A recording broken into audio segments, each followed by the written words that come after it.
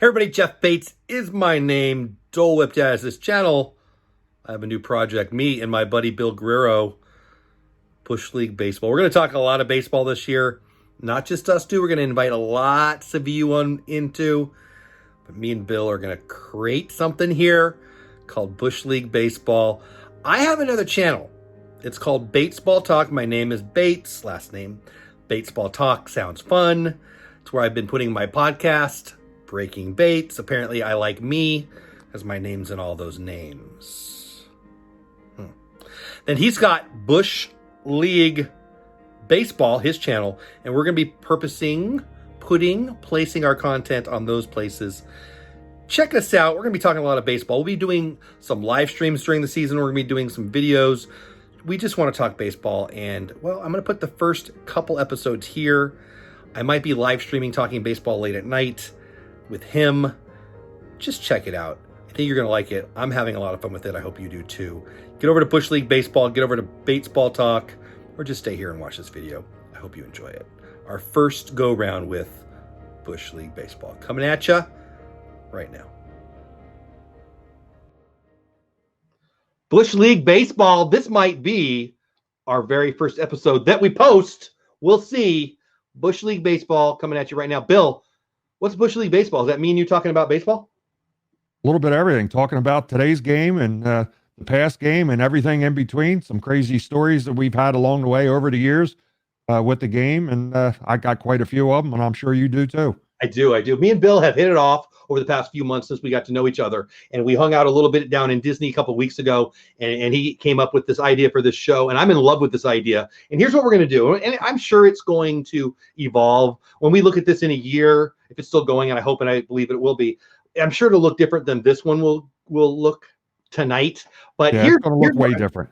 I think so too. But I put on a name here. I put ball 4 because it's going to be 4 items and 4 balls for a walk in baseball. It means nothing.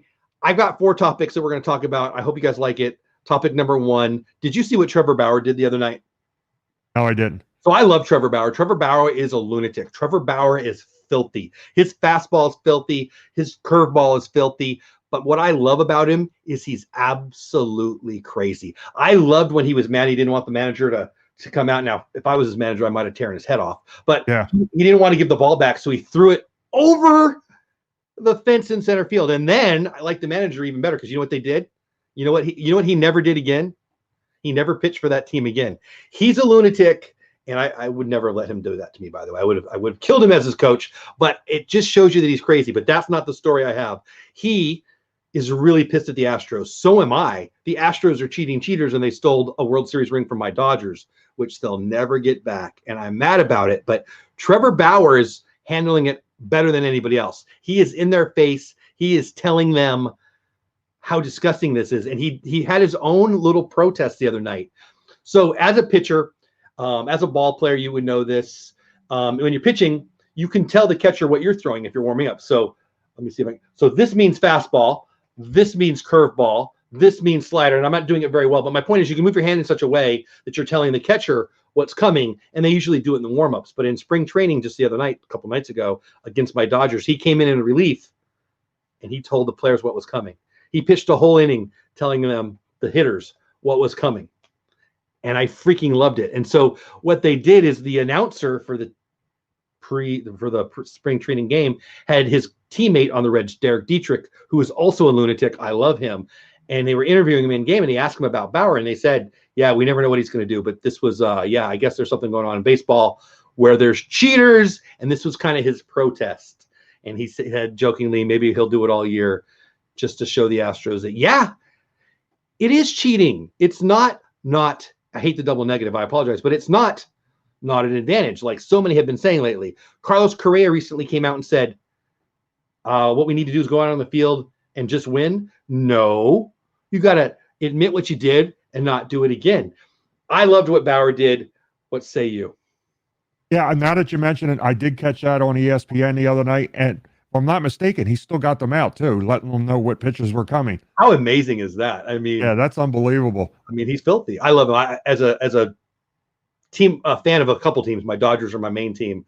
I kind of root for Tampa Bay because I'm a Disney fan, and it's kind of near Orlando, but I'm mostly a Rangers fan because I live here in Texas. But I'm really a Dodger fan, and I wanted him to come here. But I say that because a couple of years ago, when Bauer at the end of spring training looked like the number 6 starter in Cleveland, the Rangers were talking about making a trade for him, and the idiots on local radio were saying, "Oh no, we don't want Trevor Bauer." And I remember saying, "What are you talking about? This guy was a top of the first round, filthy stud in the making." And the Rangers didn't make the trade, and well, here we are. And now he's not even on the Indians anyway. He's on the Reds. But my point is, I love him, and I love him even more for standing up that way. I'm interested to see what happens to the Astros.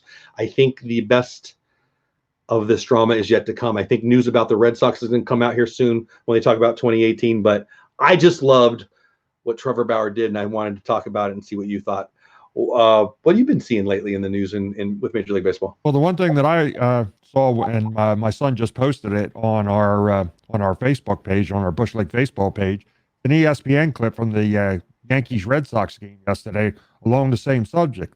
A-Rod was talking about the whole Astros thing and how smug they've been, and not a real apology, and haven't been contrite. And he says, "Look, nobody's ever had a longer suspension in Major League Baseball than me. Yeah, a year and year plus, over right? 30. Yeah, he said it cost them over $35 million.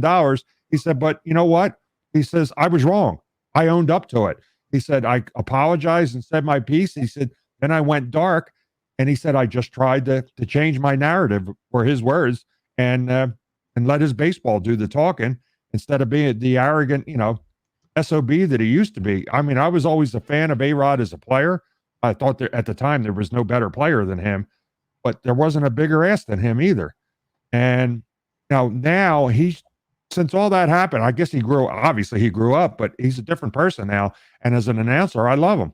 I mean, he's just a total opposite of what he used to be. And what he said yesterday was right. Nothing by the Astros did they come out with it. They might have apologized, but it was a genuine apology. And I don't know how much of it is them from Major League Baseball, how, they might have signed something where they're not allowed to talk about it. And I think the whole thing smells to high heavens. I'd rather go to a pig farm and smell that than smell this pile of. I agree. You got me going now.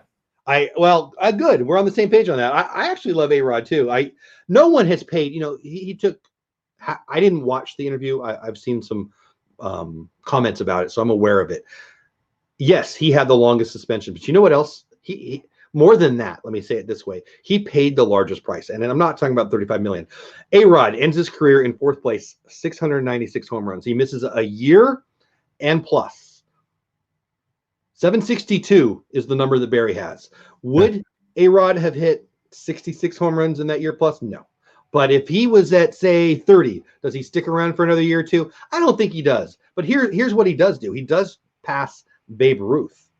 He does hit his 700th home run. He loses the opportunity to do that. And I think that's too bad. Now, it's his fault, and he paid his price, and now he came back. That's what's wrong with Pete Rose. We can talk about Pete Rose all night one night. We probably will. But what's wrong with Pete Rose is he hasn't said, yeah, I did it, I'm sorry. That's what Pete Rose hasn't done in a generation of opportunities. A-Rod has. A-Rod has said, yeah, I was an idiot. It was stupid. I shouldn't have done it. Carlos Correa ain't saying that. Jose Altuve is still lying about whatever he was doing running in. If you hit a home run, so 50-year-old Jeff doesn't do this anymore, but 7-year-old Jeff used to go down in the backyard and swing a bat, pretending to hit a home run to send his team to the World Series. And you know what happened? Jose Altuve actually did that. And Jose Altuve does what? He rounds the bases and he celebrates with his guys? No.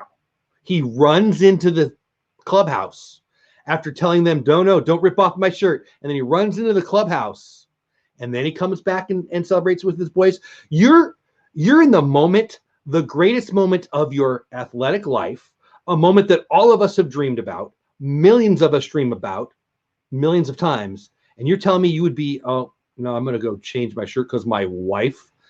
What? That whole thing stinks. That's the part that pisses me off the most. And then Carlos Correa comes out with, oh, we just need to go out on field and win. No, you got to come out to the mic and say, I'm sorry, and then zip it. I am so furious about that. I'm way more mad about this than I was ever mad about the steroids. I never got to see Joe Jackson, but Joe Jackson got screwed, and for a good reason. We can talk about that one night too. The Pete Rose thing, he has paid his price, and we can have that conversation. Lots of people are going to get mad, but this is the worst thing in my life as a sports fan. It's right there with the NBA officials betting on games, in my opinion. And I just don't care about the NBA enough to care about enough as I do about this. Does that make sense? I don't even know if I'm making sense anymore. Yeah, I mean, you talk about Pete Rose. I mean, yeah, Pete Rose is Pete Rose's worst enemy. Yeah. If he'd came out and apologized, biggest thing with him, yes, he bet on his own team, but he never bet him to lose. Yes, he's got inside information who's coming in, but he never bet him to lose. So throwing games, I think that's a little bit different. But my thing with Pete Rose is you could get convicted of murder and you'd be out now on parole. He's 30 some years already and he's still serving life, you know? And I just don't get it. Well, that's a whole topic that we'll definitely have to talk about one night because I have a very long-winded opinion on that, and most of us who love the game do. But bringing it back to the A-Rod conversation, again, I haven't listened to the interview, but we need more people to stand up for baseball, and sometimes that's somebody who screwed up and learned the hard way, and I think that's A-Rod. Yeah, you'll have to listen to it. Like I said, it's over on our Facebook page now. He was broadcasting the game yesterday for ESPN with the Yankees Red Sox. It's about a minute and a half, and he just was talking. I guess the topic came up about the Astros, and he brought up talking about himself. And it's a really good minute and a half, 2-minute piece. You really got to listen to it. I will. I will add. I think A-Rod does a great job on those games. My next thing I want to ask you about, and you don't know this is coming at you, but I think this is a good segue. A-Rod's doing a good job in the booth. I was blessed to listen to the greatest announcer. I'm pretty sure when I die and I go to heaven, he's going to announce my arrival, Vin Scully. Vin Scully is by far the greatest announcer I ever got to listen to. And I got to listen to him every night, every summer for my whole life, it seems like. He is the soundtrack, the narration, the commentator of my entire life. He would tell a story in the middle of the game that had nothing to do with the game, and he would weave it in and weave it out as if it belonged there. Such a nice guy. He actually wrote me a letter after my grandma wrote him a letter. We'll talk about that at more length one night, I'm sure. By far, my favorite announcer ever was Vin Scully, and I think that one of the reasons I'm such a baseball nut to this day was I got to listen to him. I grew up in San Diego, was born in LA. We got some great announcers down in San Diego. We'll probably talk about a couple of them one night, but for me, Vin Scully was the greatest of all time. Now, as a Philly fan, though, you've got a pretty iconic, great voice that you've got to listen to. Who's your favorite announcer? Bet I could guess who it is, but you've actually got two that I would call iconic from Philly. Yeah, well, two, along with you're talking about first, Vin Scully. I really liked when baseball evolved to where now you have the baseball package. And I used to listen to him a little bit and hear highlights of him announcing. I never got to hear a lot of them, but going back about 10 years ago, I started listening to a lot of Dodgers games just for him. I mean, good. You blindfold yourself and he would just paint a picture for you. I used to listen to radio to get Vin, even if it was on, no disrespect to the other Dodgers announcers. They've had some great ones even when Vin was there. But because I loved Vin. Like I remember once I was young and my grandma asked me and we were listening to a game and it was Vin. And she said, can you see the game when you're listening to it? And I was a kid. I was probably in junior high or elementary school. And I said, yeah, with this guy. Because Vin was. There's very few that have been able to do that. But to answer your question, my favorite all time for the Phillies, and there's been a few over the years. When I was little, I believe his name was By Sam. Was the announcer for the Phillies back then, and then Harry Callis came into the picture. I figured Richie Ashburn. Yes. Richie Ashburn always had the stories, and Harry Callis had the voice. Oh. And I listened to him for years. He was always my favorite announcer. And then when I started doing the sports photography, and I covered a lot of the Phillies games, and I used to eat in the writers and the employees' cafeteria upstairs for the games. And one night I'm in there having dinner and somebody walks up behind me and says, excuse me, sir, is this seat taken? Do you mind if I sit down? And I'm like, oh, go ahead and sit down. I'm like, voice sounds familiar. And I turn around at Harry Callis, and I had dinner with him one night. The nicest guy you'd ever want to meet in the world. I mean, story after story. And it was like I never had a brother, but it was just like you know, you hadn't talked to your brother in 5 years, and he's sitting down next to you, and it just boom. And really nice guy and great announcer, and the Oh, voice. I mean, his voice. absolutely. He had an announcer's voice. You know, as a kiddo, my dream was to be Steve Garvey. I wanted to play for the Dodgers. I wanted to hit. Then when I got a little older, my dream became becoming Don Drysdale or Oral Hershiser because I ended up being a pitcher. And then my dream became I want to be Vin Scully. I think the greatest job in the world is probably being a play-by-play guy in baseball. Which not to change the subject drastically, but look at what Tony Romo just did. He's getting paid on an annual basis now more than he ever did as a quarterback. Yeah. That's a Yeah, I whole. just saw that new contract he signed. I never was a big fan of his as a Oh, player, but oh, as an announcer, I think he's one of the top announcers. And oh, what, like only doing it a couple years? dude's the best. He's not the play-by-play guy. He's the color analyst, but he's Oh, the he's best perfect. color analyst ever. And yeah, I loved Madden. He really is. Now, as a football fan, he knows what's going on a level that as a football nut, former high school football coach, football nut that I am, he's my jam. I love him. And we could talk about him one night quarterbacking because as a San Diegan who moved out to this area, I feel like I like Tony Romo more than the Dallas Cowboy fans liked him. He was elite and not appreciated, but that's a whole other conversation. We'll have to have another conversation one night. You brought up Steve Garvey. One of my softball buddies that I used to play softball with down in Naples, Florida, is from Michigan and went to Michigan State. They were roommates in college. No way. Yes. Steve Garvey is my by far favorite athlete of all time. By far. Great guy. Sure. And you know what? Should be in the Hall of Fame, period. Yeah, I believe that too. I think he should have been in a long time ago. I don't even know why the argument's not even there. There's people that we argue for to be in the Hall of Fame that are nowhere close as great as Garvey. I just don't get it. He was Cal Ripken before Cal Ripken. He was the best run producer of an era. He was a Gold Glover before. I wouldn't go that far. There was a pretty good third baseman in Philadelphia. Well, I mean, he was absolutely, but he was right there, right? Oh, yeah. The best run producers of the mid to late 70s? Schmidt in National League for sure. Schmidt and Garvey. I mean, who am I forgetting? Foster from Cincinnati. Who was their run producer? What's that? Who was there? What run producer on the Reds would you put up there with those two? Foster. Come on. He wasn't as good as those two. Not good, but he was a run producer. But I think Garvey and Schmidt back then, they were 1A and 1B. Best defensive first baseman of his era until Keith Hernandez, one of the great defensive first basemen ever came, but won a bunch of Gold Gloves at first until Hernandez was unbelievably elite. You know, I love the guy, but that's another thing. But those were my topics. I feel like you wanted to talk about something else too, and I don't want to take up the whole time here. I just had a story for you. We talked about a little bit. Back when I was doing the photography, I loved doing spring training for the Minnesota Twins. It was just more intimate. You got to talk to the players. You really weren't allowed to approach them, but if they talked to you, it was okay. Sure. I've those positions too. I know what you mean. I used to shoot a lot. You know, I'd walk back and forth between the game, between first base dugout and the third base dugout, and the Twins in spring training, third base dugout. And one day I was shooting there, and I had talked to him a little bit, and I got talking to him probably from the first inning all the way through probably to the seventh inning was Rod Carew. And we're talking the whole game, and what a great guy he was, and the stories that he had. And then also at the time, Tony Oliva came and did spring training for them. So those two would go back and forth. But I got talking to him that one day, and finally I had to ask him about the fourth inning. I said, "Excuse me, Mr. Carew." He says, "No, you call me Rod." I said, "No, you earned it, Mr. Carew." I said, "You're probably, well, not probably, you're one of the top 10 hitters of all time, in my book anyway." And he said, "What's wrong with this picture?" He said, "What do you mean?" I said, "It's the fourth inning of a spring training game. You're here to work with the younger kids, the kids trying to make the Twins."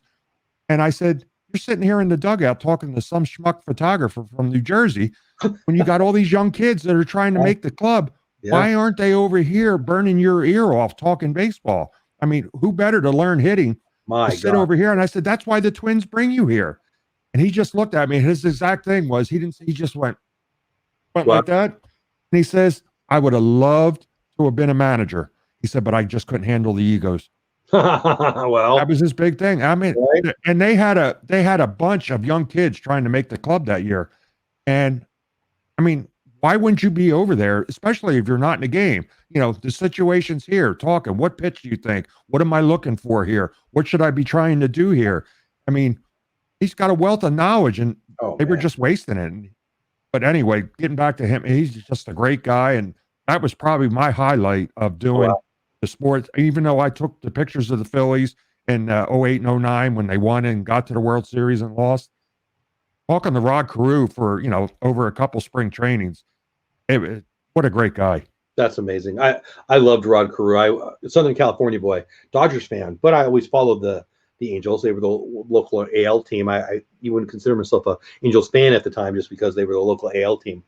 When he came over from Minnesota, I knew I liked him, but boy, getting to watch him a lot, he was just really was Tony Gwynn before Tony Gwynn. I mean, growing up in San Diego, I got to see Gwynn a lot, but Carew never. I guess Gwynn had that 1 year in '87 where he had all the power, but Carew could put the ball where he wanted. And I think Tony Gwynn was the next level of that. He was the 5-6 hole between third and short. Carew could slap any pitch he wanted, wherever he wanted. And 3,000 hits, right? I mean, one of the great singles hitters of my era and probably all time. And he was probably like a Pete Rose type hitter. Like you said, sprayed it all over the field with the occasional power, but he could just put it anywhere he wanted. yeah. He was like playing tennis. He would serve it anywhere. And one of my all-time favorite baseball cards is the 1977 Topps card of Rod Carew. Had the great AL All-Star banner on the bottom, and him and Garvey were the AL and the NL MVP or All-Stars in that set. And one of my favorite, I'll call it an iconic baseball card.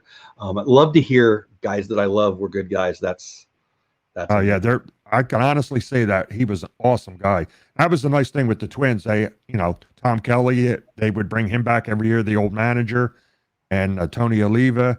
It was just a lot of fun. But Rod Carew sitting talking in the dugout. I mean, That's awesome. You can't even think about that. It was just an awesome feeling. That's amazing. Well, I think that's our episode tonight. Bush League Baseball with Jeff and Bill. I had a ball. I think that what we're going to do is a lot of things like this. We're just going to let it evolve. Let us know what you want to see here. Talk about two old dudes who love baseball. Talking baseball is my jam. If it's yours, stick around. Bill, where can they find your stuff? We're going to post this on my YouTube channel, but we're going to repurpose it other places too. Where can you send? Where can we send people to get this and other stuff that you're creating? Boy, that sounds over on our YouTube channel at Bush League Baseball is the YouTube channel, and also on our Facebook page and Instagram.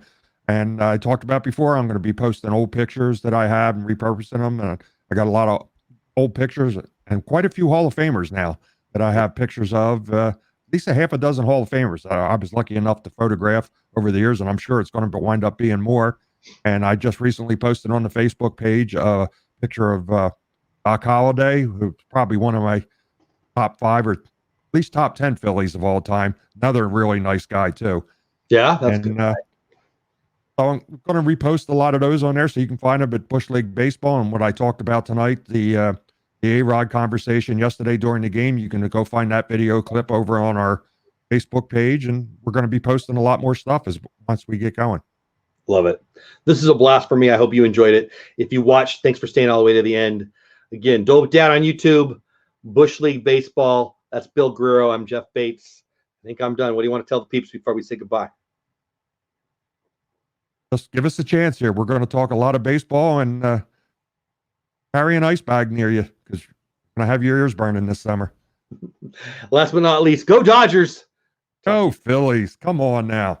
I'm going to have to look for a new co-host. I can see it coming.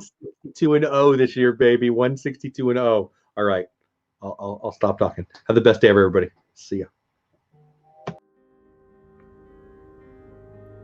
you're still here, you stayed till the end, and I appreciate it.